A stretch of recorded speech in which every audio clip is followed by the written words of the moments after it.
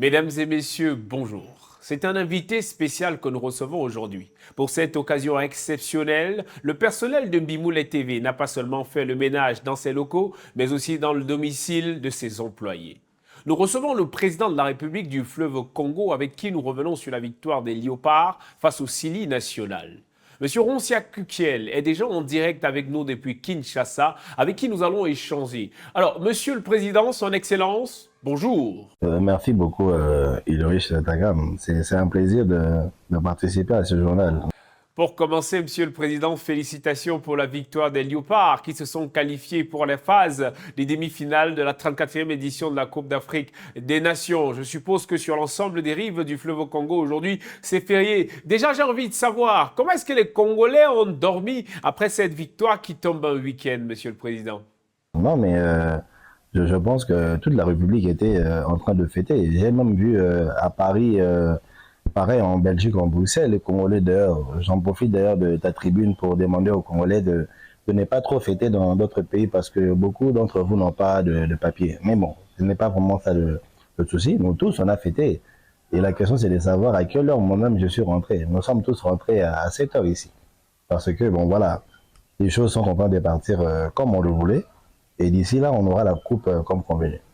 Monsieur le Président, il faut reconnaître que votre pays arrive en demi-finale avec moins de victoires que le Sénégal, ancien champion d'Afrique. Mais hier, les Léopards ont carrément écrasé le Sili national. Est-ce que vous vous attendiez à ce score? Oui, effectivement, je pense que beaucoup n'ont pas pu lire certains codes que nous avons lancés durant cette CAN. Vous avez vu Chancel Mbemba faire 1, 2, 3. C'était déjà le score qu'on était en train de dire à tout le monde. Alors, il faut décoder les codes. Pour moi, ça ne m'étonne pas. Et puis, nous devons dire que la Guinée, l'équipe de la Guinée s'appelle les Sili. Sili, ici, c'est un peu comme le pouls.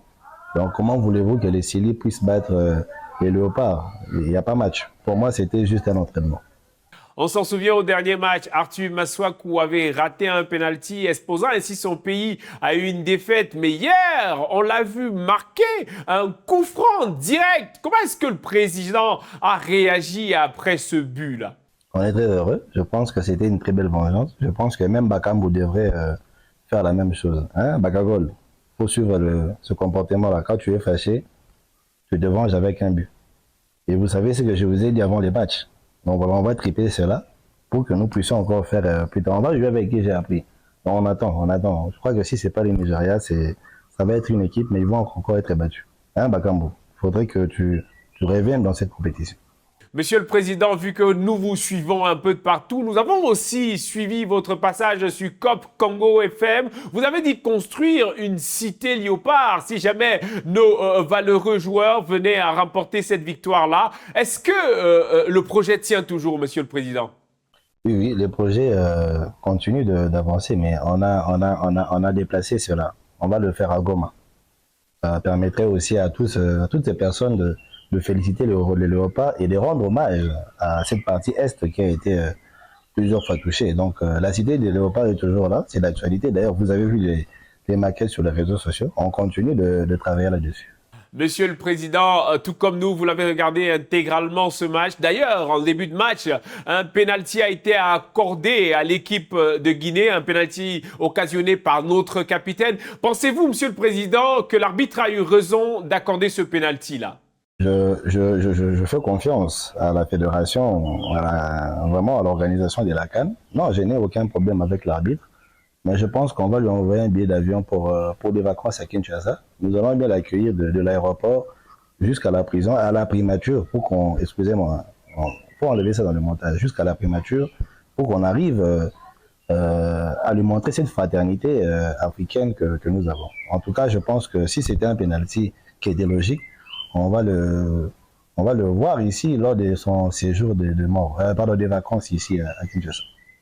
On vous sait très occupé, Son Excellence. On va vous laisser. Mais avant, cette autre question. Pour vous, qui est l'homme du match? Hier, qui était l'homme du match? Et j'irai même plus loin. La prochaine échéance de la République démocratique du Congo, ce sera en phase de demi-finale. Ce sera soit face à la Côte d'Ivoire ou alors face au Mali. C'est quoi votre pronostic pour ce prochain match-là, Monsieur le Président? Je vais partir de Wissa. J'ai senti son implication cette fois-ci. Il a très bien joué. Et tu peux savoir que oui, tu peux voir que Wissa est vraiment africain de par sa tête et sa réflexion. Hein. Sa tête réfléchit très bien, que ce soit dans les matchs et que ce soit ailleurs. Donc moi, Namboka, félicitations. Et d'ailleurs, comme le dit un savant congolais, la justice des dieux, il y en a.